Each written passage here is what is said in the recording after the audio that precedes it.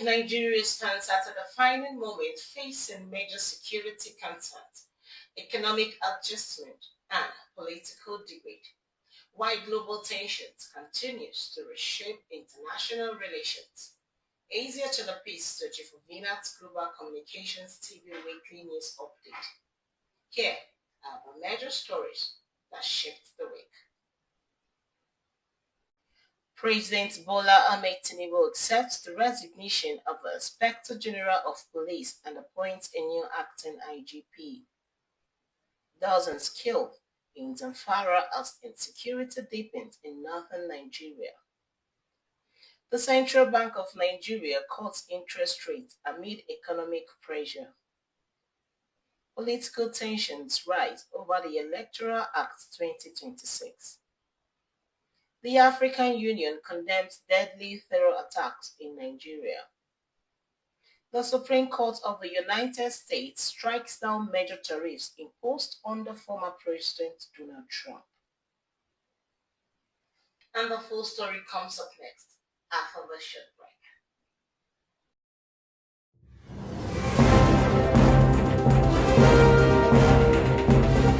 Welcome back. President Bola Ahmed Tinubu this week accepted the resignation of the Inspector General of Police and appointed Tunji Disu as acting IGP. The presidency describes the move as part of broader reforms aimed at strengthening Nigeria's security architecture at a time of rising threats across several regions. Security experts say the leadership change signals a strategic shift in tackling internal instability. At least 38 civilians were killed in fresh attacks in Zamfara State. Let's have a look at this short clip. Rukuru and Jarkuka villages are agrarian communities situated about 35 to 40 kilometers away from the headquarters of Anka local government area of Zamfara State. The villages were on Wednesday this week attacked by armed bandits barely 2 weeks after a similar attack at Barodaji community of the same local government area. 27 persons feared dead were given mass burial at one of the village's cemetery after their corpses were severally searched and picked from the bush. Some survivors of the attack who spoke with NTA News said the bandits in their large number attacked the villages in a broad daylight, shooting sporadically. They explained that the tragedy started with the killing of 4 artisanal miners by the bandits before they eventually stormed the villages. The villages have now been deserted as members of the communities have massively fled for safety. Some of the refugees who lost their breadwinners to the attack spoke with NTA News amid tears and sorrow.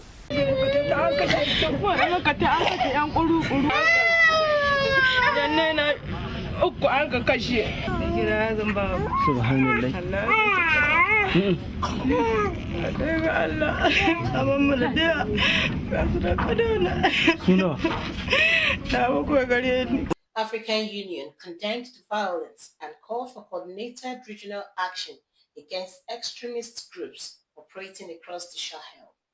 Communities in affected areas are calling for urgent federal intervention. The Central Bank of Nigeria reduced its benchmark interest rate to 26.5% in a move aimed at stimulating economic growth. Analysts say the policy shift could ease borrowing costs, while inflation and currency stability remain under close watch. See you after the short break.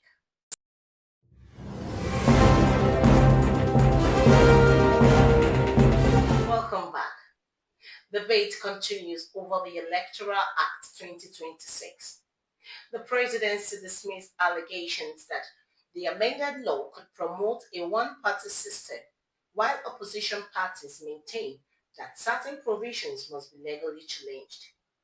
Political observers say the development may shape the build-up to the 2027 general election. The African Union reiterated its condemnation of terrorist violence in Nigeria and urged stronger continental cooperation against violent extremism. Security analysts warn that stability in the Sahel region poses long-term risk to regional development. And now, in US. In a significant decision, the Supreme Court of the United States struck down most of the high tariff placed on Chinese imports during Donald Trump's administration. Global markets reacted cautiously as investors assess the broader trade implications. And that's it on VNOT's Global Communications TV Weekly News Update. For more in-depth news analysis, exclusive interviews, stay connected with us on all our social media platforms displayed on your screen.